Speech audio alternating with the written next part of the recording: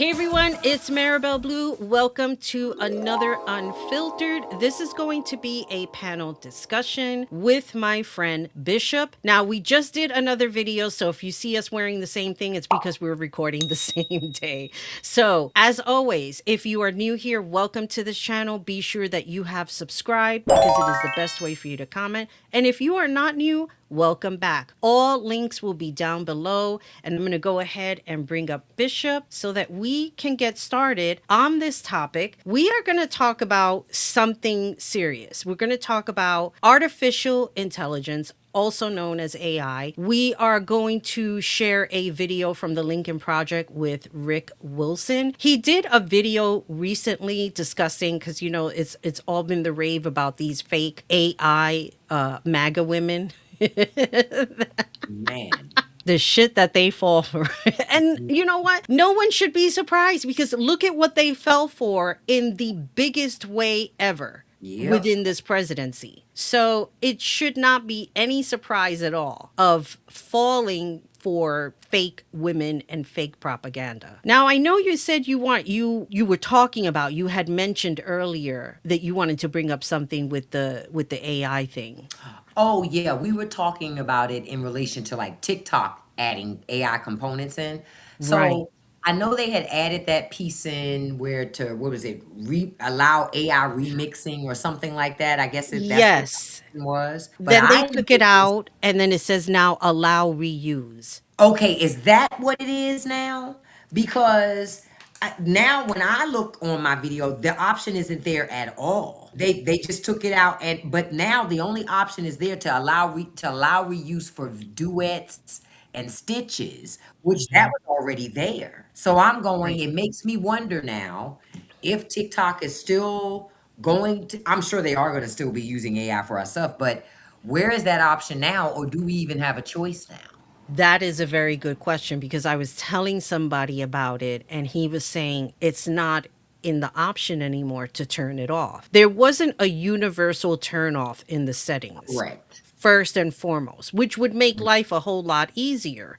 It's Mhm. kind of like using Microsoft Word. You know what I mean? When you want to change a word, you do that universal change. Oh, wait, I Mhm. want that word to be capitalized and not small. And you Mhm. you copy and you do control H and you make that change and it changes the whole document at once. Right. And you're not going through each one. So it's the same thing here. They're not allowing that. Now it says allow reuse, which I've also been shutting off. But Mhm. it's annoying. I mean, first and foremost, I really started using my TikTok account a lot, maybe in 2020 or something. I was using it in 2019, but I wasn't an avid, like I wasn't in there every day. You know what I mean? I wasn't in there going on lives. And I think at the time, the lives were more catered to battles as Oh, opposed to people doing a lot of political content. Or maybe they were doing it, it just wasn't in my feed okay. until it really overtook the app. I think they are doing it on the down low. And what's even more disturbing, when you think about people on that app, how they are portraying themselves. Are people watching them for an extended period of time through messaging, through facial features, through Mhm. how they are speaking and carrying their message? I can be like the type of person, I took acting classes, right? So you Mhm. can take one line and deliver it in different facets of feelings: anger, sadness, disappointment, questioning. And I think when people are speaking on that app, why are they staying there for that one particular person? And Mm. then what's frightening is, can they take that person's likeness and change it to make money off of them, off of their likeness? I think that's one of the biggest deficits of AI. AI has no soul. Mm-hmm. So even though they're able to create this shell of something, Mm-hmm. it's hard to connect to it because it's almost like when you see the AI people talking, they're dead behind the eyes. So it's Yes. like you can tell it's AI. I mean, Mm-hmm. some people can't, of which I always find that pretty interesting because I go, Mm-hmm. you probably just don't be paying attention when people are talking to you any other time, right? Right. But for the most of us who pay attention, like you give eye contact. For those of us Mm-hmm. who believe in eye contact, we look at reactions and we pay attention to people, we can pick it out because you go, well, people don't talk like that. They don't Right. move like that. They don't, Hmm. they certainly wouldn't keep speaking and going the exact same way every time. That's just not how we're Yes. made. I caught You that know what I mean? We're because not somebody made was like doing that to Rick Wilson and I just happened they had to take down all those channels. But I was watching a oh, channel. I thought I was watching the Lincoln Project and while he was talking he kept going and I'm saying he never does that. And then I looked at the name of the channel. I was like, "Wait a minute. This is not Rick Wilson." see? And they addressed it and they had to take down all of those channels. They had to report them. Whoa. Yeah, that's the thing about AI. And I think that's really what angers the people who are making money with AI. Mhm. Because as much like if AI was so great, they'd make movies with AI.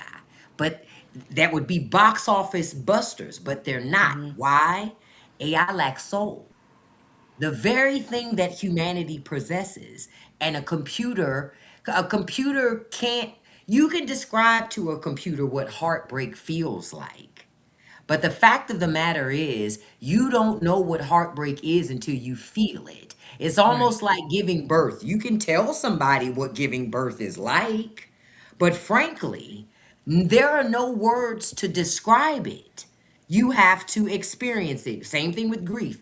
All of so I go, that's why I say AI can do a lot of things, but they're trying to get as much data as they can in hopes that they can make AI fill in the holes of that deficit. But Mhm. I think that the thing that's going to cause the AI bubble to burst is its lack of humanity, frankly, that it can't replace humanity. That is the limitations that computers possess. We have feelings, and feelings cannot be manufactured. You Right. know what I mean? Because even when an actor is acting, they're still feeling something, right? Mhm. Yep. They're still feeling something. The only time actors don't connect with you is when they don't feel anything, just like a computer. So Correct. yeah, so I go AI. There and I'm sure I know we're going to have other discussions in relation to this with AI, but I Mhm. always feel like the one of the biggest deficits that AI has is its lack of feelings. It makes me think, and this is something that I'm gonna do probably another production that I've been working on in my head. There's a movie going back to the 80s. I can't think of the movie right now. I know I wrote it down in my book, but it's about a guy where the computer took over his life, and we're Mm, talking about in the 80s.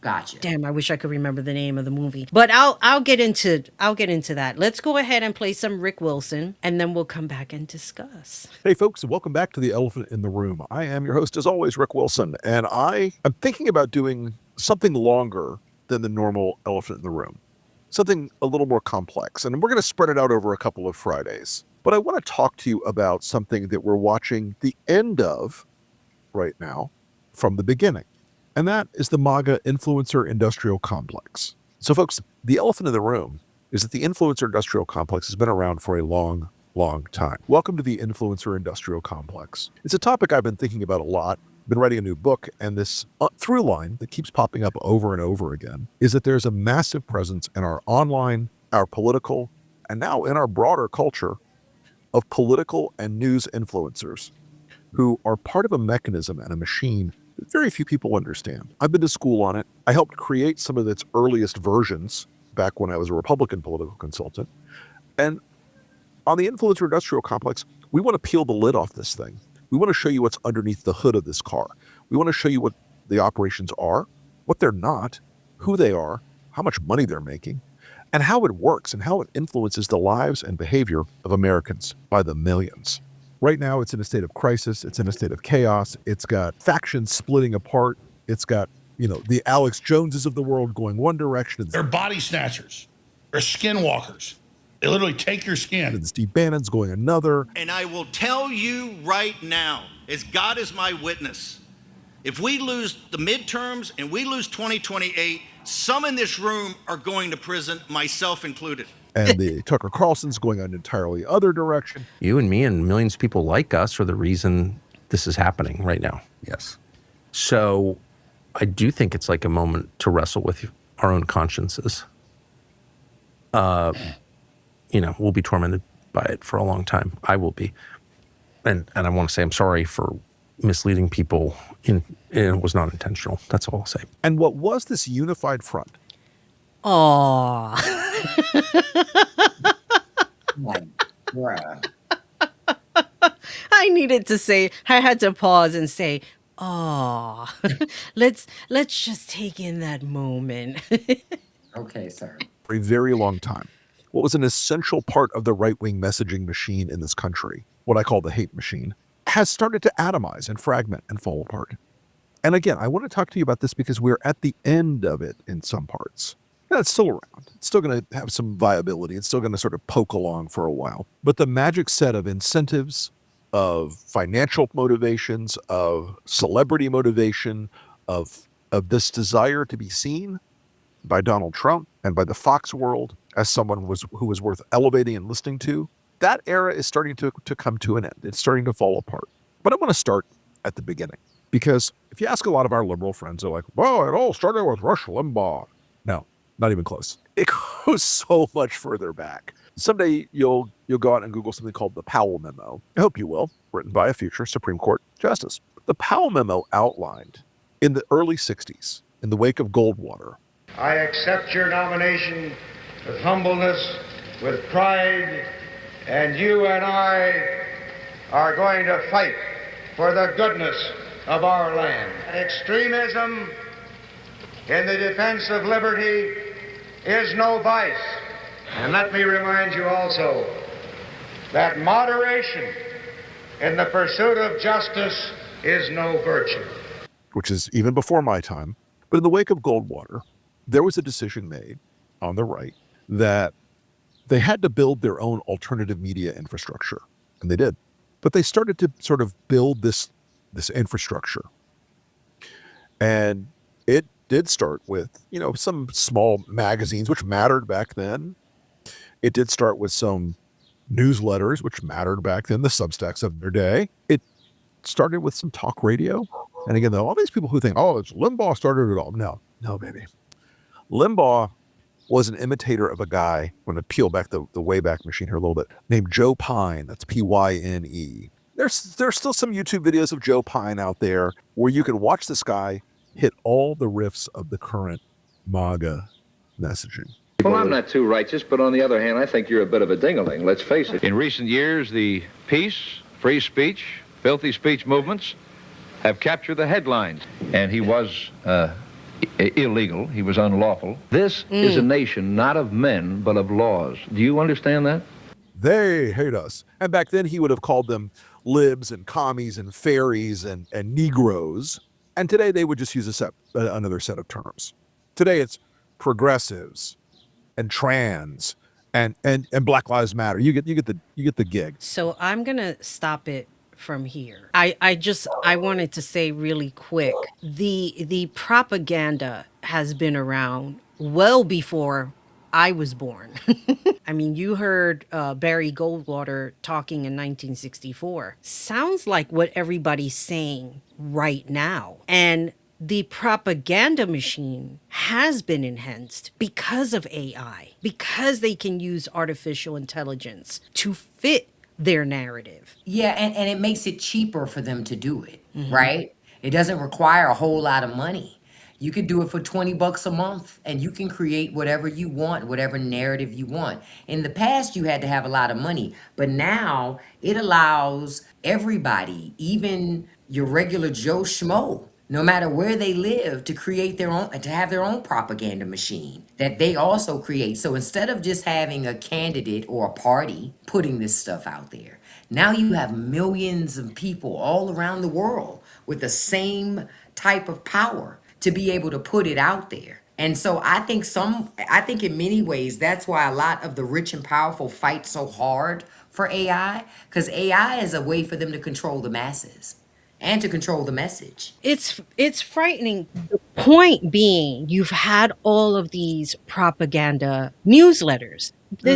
Back then at the time, this is the way people communicated with one another, through newsletters. So mailing list is not a new thing. Nope. This is how people communicated with one another. And going back to this Army Talk orientation fact sheet, it says it plain as day. It was easy enough for the fascists to promise all things to all people before they were in power. Once they were actually in power, they could not, of course, keep their contradictory promises. They had intended in advance to break some, and they did break those they had to the middle classes, the workers, and the farmers. You think about the conversational pieces was for the people. And then, of course, once they're in power, they're kind of like, F you. Like, we made all of this stuff up. Well, I got what I You bought wanted. into it. Yeah, Right. I got what I wanted, and you're stuck with me for X amount of time, but you're not really stuck with them. But most people just go, well, I guess we just kind of got to sit in this for 2 years or 4 years. But technically, we the people have the choice to require somebody to step down. We can pressure them and then cause a special election. At any point, we can do that. I think a lot of times, as individuals, as the electorate, a lot of people are so overwhelmed by their lives, they just say, forget it. That becomes another thing to do. And when you don't think the system works for you anyway, you kind of just accept whatever happens.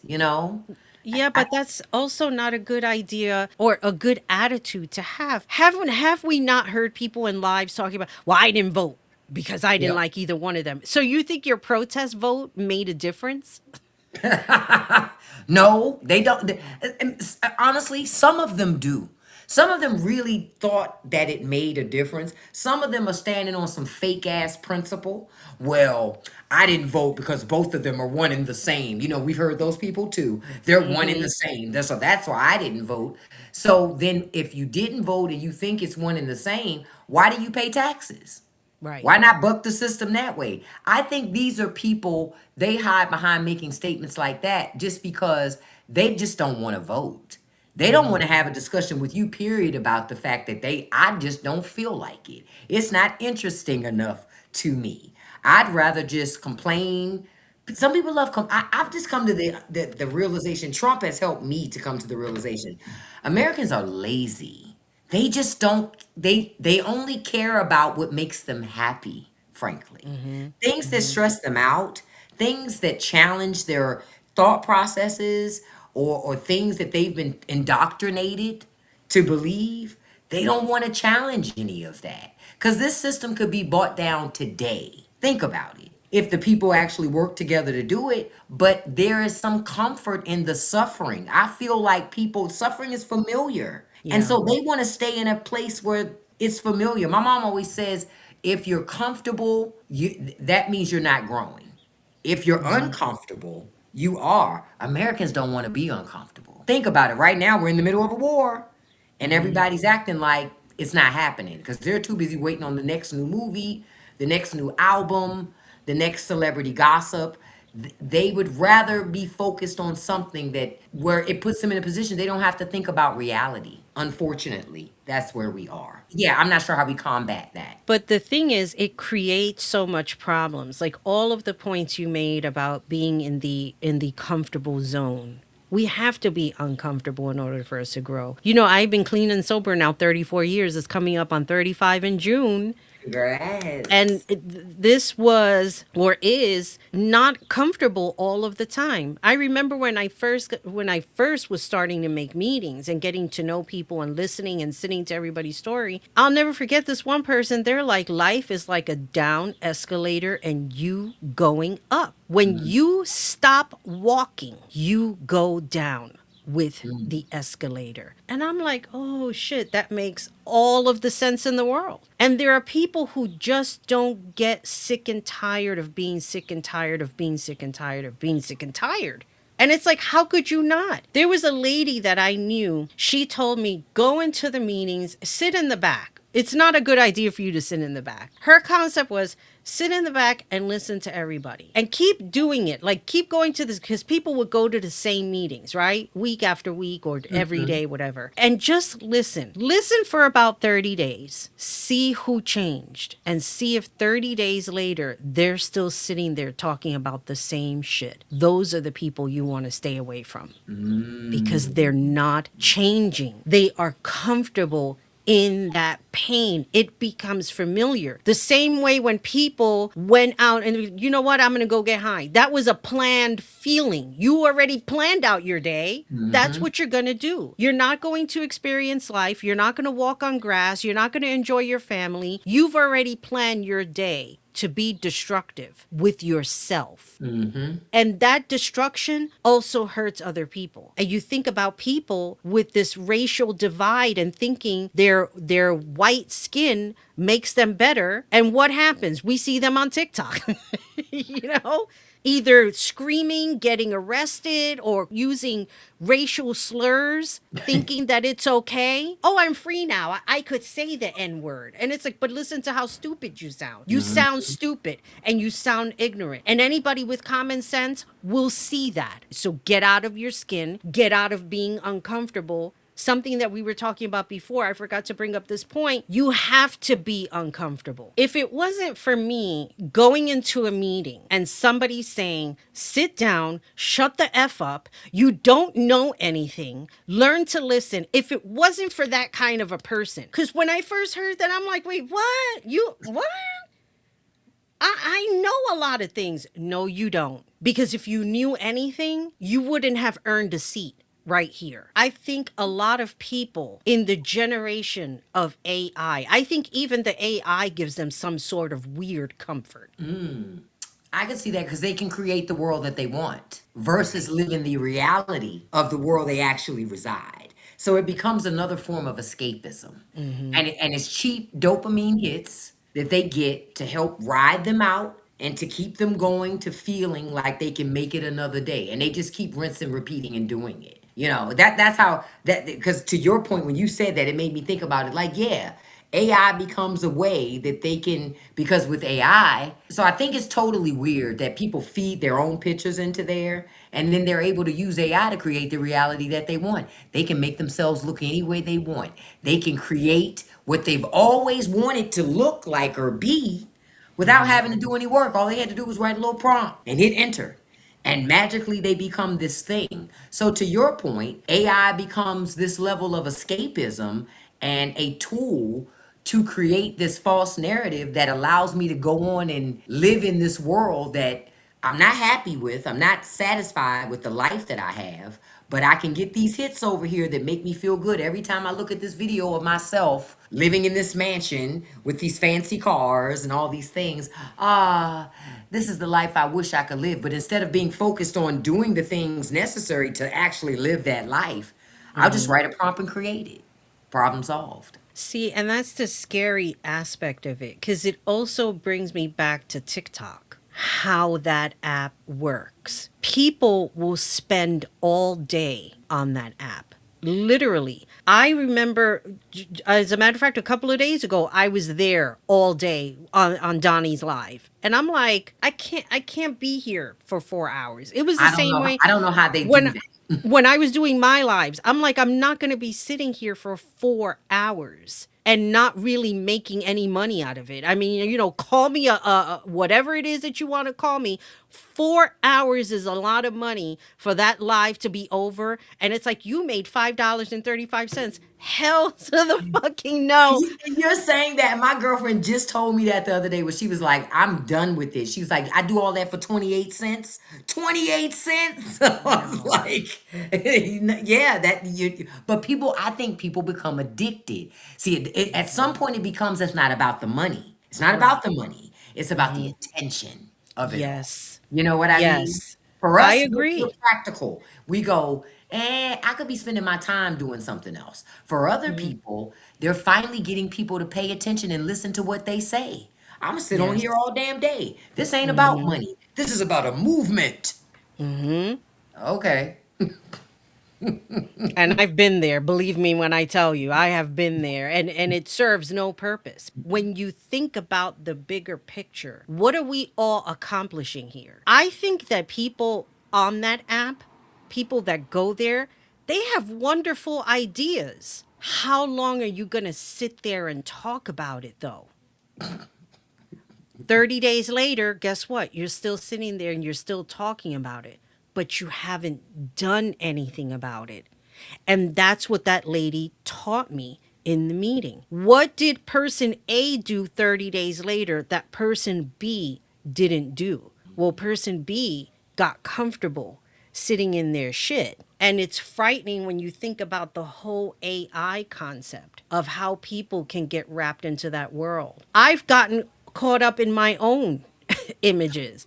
Why can I live in a house like that? You know what I mean? You get so wrapped up in it. And it's scary. It's scary when you think about not just the AI, but the applications that accompany that, such as TikTok, such as Twitter, Facebook. You have all of these apps that people practically live in all day long. That is not healthy for the soul, it's not healthy for the mind, for the mindset. Then when you step out of that, I equated it to this. When I first started watching reality TV, and I would do a lot of videos on reality TV or a lot of blogging, it would be like watching the Real Housewives of Beverly Hills and be so wrapped up in their lives. And then when the TV show was over, I was like, oh, I'm still here in my apartment in the Bronx.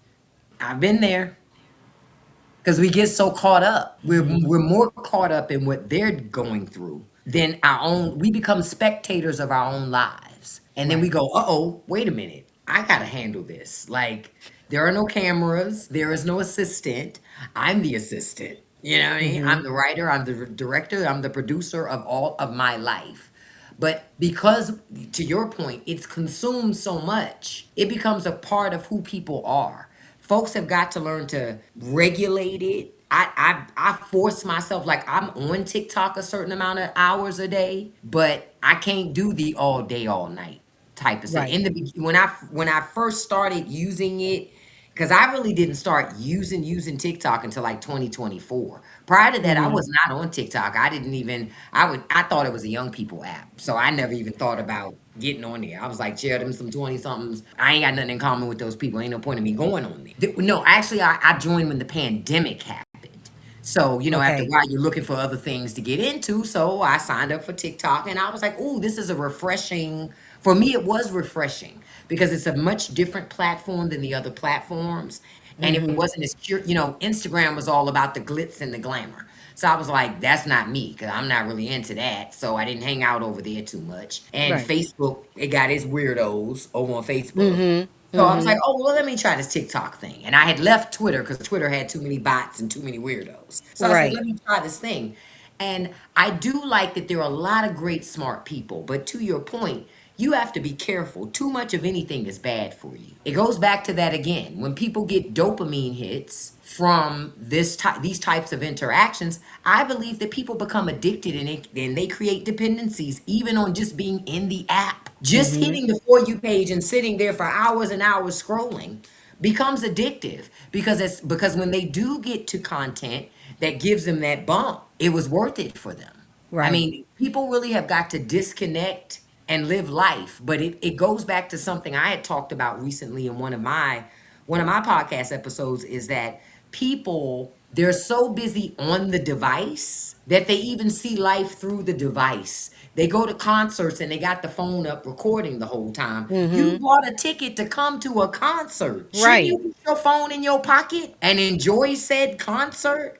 But no, it's for them, it's almost like life isn't happening. It isn't happening through a device or a social media network. So we've got to get a handle on it. And AI just exacerbates that because then you get all your footage and your pictures and you feed it into AI, and AI just continues to give you more and more dopamine hits. Yeah, Right. it's one of the reasons why I don't really use filters.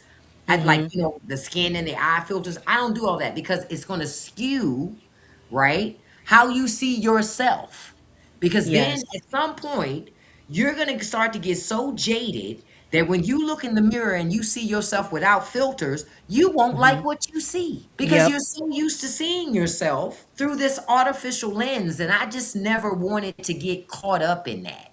So I'm always conscious of it. So I hope for people that you understand AI can be a resource or a tool, but it shouldn't be a dependency. It shouldn't be something that you use to make your life feel like it's purposeful or complete, because that is dangerous. That is an addiction. And once you start doing things like that, you really won't have an understanding of what reality is anymore, because you're too busy creating these other universes for yourself. And then what happens when there is no more AI in the context? Because that bubble will burst at some point. So what Of happens when course. you don't have AI in the way that you had it? What happens when these platforms remove those AI components? Then what you gonna do? You right Well, back you into have the Kardashians. child. Child. It's going to be bad for a lot of people, because I believe a lot of people. I've read stories about people creating AI girlfriends where they literally just spend all day on Chat GPT or Claude talking with these things like they're real people. These are not people, these are machines. And these Yes. machines are smart enough to know when you tell it you don't like something, it stays away from that. But when you tell it you do like something, it keeps going into that. So it's going to keep you on the line and get you addicted, Right. because it's not there to say, I've never heard of anybody ever telling me, hey, I told it, hey, you need to chill out. You've been talking to me all day. It ain't going to do that. It's going to sit Nope. there and let you talk to it all damn day. Matter of fact, I remember, and you might remember this too, when ChatGPT used to cap you out on how many like queries you could do in a certain amount of time. Yes. You remember it did that? Yes. Then what did they do? They changed their plan so you didn't get capped out. Because people wanted to be able to keep going and going and going. Exactly. And especially like not everybody has $20 a month. You think about that $20 a month, that shit can go towards an electric bill. You understand what I'm saying? And not pay that to have a conversation with. If you want to have a conversation, maybe you should contact your friend. Problem is, a lot of them don't have any because their entire life is built around technology. You know, they're not living life, they're experiencing it. And that's something different. There you can live life or you can experience it. Those are two different things. Most of them are experiencing it through technology, a filter. They don't know what it is to live life. We do, because we were living life before all this technology was available. And so we still kind of default back to that, because for us, all of that technology all the time is exhausting, frankly. At some point, it becomes exhausting where you go, you know what? I really don't want to even deal with that right now. I just want to chill, be by myself, look, light my candles or my incense, curl up with a nice book, maybe a movie. I might just want to go to sleep. I think Right. for a lot of other generations, and some of people in our generation do it too, there is a dependency they've created on technology, and unfortunately AI is another level of that dependency that they've created for themselves. I think that a lot of people have developed these exceptions for themselves. And just, touching upon what I said before with Bruce Caitlyn Jenner, realizing the passport ain't passporting for her. And now you can't go nowhere because you made yourself the exception. Just the same way the Latinos for Trump. You made yourselves the exceptions. And now everything else, the aftermath was caught on video, that you realize you're not the exception. You're going to be lumped in with everything that you voted for, because you were voting it for others, not realizing it was also going to affect you. It's that alternate reality that they Yep. create. And when you live in that bubble long enough, you're going to start to believe that. You're going to start to believe it. And when you ingest, everything that you ingest around you reinforces what you believe. You don't have any reason to believe anything any different. You think that you are different. So by proxy, you act different, you expect different. It's not until a situation happens to you that it hits you. That's why I always find it interesting when AI is down. When Claude may be down or ChatGPT, people lose their minds. Because for a lot of people, they can't even be creative without AI, which is weird to me, because I was creative before AI. I always have loved to create. AI just became another tool that I Right. could use, frankly, to, do some things faster that would have taken me a lot more time to do them, but I'm Right. still doing the heavy lifting of the work. I don't expect AI to do it because AI be wrong most of the time anyway. Let's Correct. give you that. I mean, it's not even accurate a lot of the times. But the other side of that is most people don't have enough knowledge and experience to know that. So they just kind of ride with it because again, if I have this thing here that's going to reinforce my thoughts, my beliefs, my feelings, and my biases, I don't keep leaning into that. And Yep. ultimately, people are always going to lean into the things. I take it back. I go back to that same point. What makes them feel good? And as long as AI makes people feel good, people are going to be all in on it. Unfortunately, they're going to continue to be all in on it until, and maybe it's going to take platforms like AI taking folks' content and using AI to do something else with it, that it forces people to look at this and go, wait a minute. Maybe we have gone too far. Maybe I've gone too far and something's got to change. But much like everything, people have to feel the detrimental effects of this stuff, I think, before they're even going to ever be willing to make a change. So let's close it up. I have my final thought and question. Considering that we listened to Rick Wilson and how this propaganda machine has been going on well before you and I ever existed, what's more dangerous, people or AI? Ooh, that's a good question. Ooh, we need to do another episode at some point on that because that's a good question. But I will always pick humanity as worse. Always, because humans created the machines. Humans train the models. So the models to me, and this is another thing that makes AI, because I come from privacy and cybersecurity, and when I was working in government, one of the things that we were always concerned about was the models themselves and who were the individuals on the other side training those models, training them with their biases, with their prejudices, because it all starts with humanity. So for me, humanity will always be worse because your technology is a reflection of your society. Yes. And it's going to expose the deficits in that society, the bad things in that society, but it'll also expose the good. But there is something, unfortunately, about humanity. When you give it access to more power and more tools, they always do the worst of the daggone worst. So I'm sorry, humans, but it's always us. And Skynet became Skynet according to those movies because humanity created it. Yep. So that's why I say it always goes back to humanity. And if humanity doesn't want it to turn bad, humanity's got to turn a mirror inward on itself and make some changes before it's too late. Yeah, that's definitely a topic for another show. And maybe we'll play clips of that movie that I was talking about. Because I think this is a topic that just doesn't end here. This is a continual. And in order for us to carry on the message after we're gone, maybe we need to be the teachers for those people who are going to continue on in life. So I'm going to end it at that.